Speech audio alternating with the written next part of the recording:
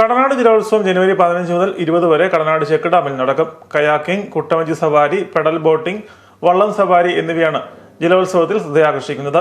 ഗ്രാമപഞ്ചായത്ത്, കടനാട് കുടിവെള്ള പദ്ധതി, വ്യാപാര വ്യവസായ ഏകോപന സമിതി എന്നിവയുടെ നേതൃത്വത്തിലാണ് ജലോത്സവം സംഘടിപ്പിച്ചിരിക്കുന്നത്. ജലോത്സവത്തിന്റെ ഔപചാരികമായ ഉദ്ഘാടനം മാണി സി കാപ്പൻ MLA നിർവഹിച്ചു.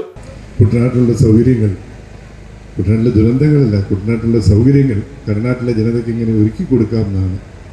ഇതിലൂടെ ടൂറിസത്തിനെ എങ്ങനെ പ്രൊമോട്ട് ചെയ്യാമെന്നുള്ള താല്പര്യം കൊണ്ടാണ്. അതുകൊണ്ടാണ് ടൂറിസം DTPCയുടെ സെക്രട്ടറിയും കൂടി ഇവിടെ വന്നിട്ടുള്ളത്. DTPC സെക്രട്ടറിക്ക് ഇതിനെക്കുറിച്ച് കുറച്ച് ദീർഘവീക്ഷണമുള്ള ആളാണെന്ന് എനിക്ക് തോന്നി. കാരണം കുറച്ച് നേരമേ സംസാരിച്ചുള്ളതിനും ടൂറിസ്റ്റ് ഡെസ്റ്റിനേഷനാക്കി മാറ്റണമെന്നുള്ള അഭിപ്രായമൊക്കെ വളരെ കാര്യമായി പറയുന്നുണ്ട്. പക്ഷേ അതൊക്കെ നമ്മൾ സംസ്ഥാന സർക്കാരിൽ എത്ര സമ്മർദ്ദം നിരത്തിയിട്ടും അതിനുള്ള സംവിധാനങ്ങൾ ഉണ്ടാകുന്നില്ല.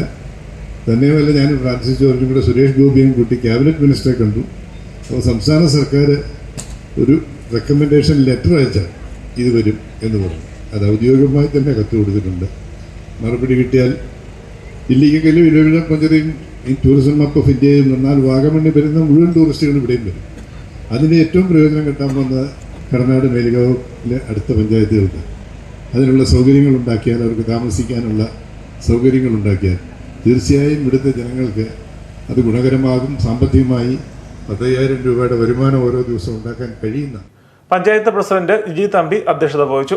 ഫൊറോനപ്പള്ളി വികാരി ഫാദർ അഗസ്റ്റിൻ അരഞ്ഞാണി പുത്തമ്പുര അനുഗ്രഹ പ്രഭാഷണം നടത്തി. ജില്ലാ പഞ്ചായത്ത് മെമ്പർ രാജേഷ് പള്ളിപ്പാക്കൽ മുഖ്യപ്രഭാഷണം നടത്തി.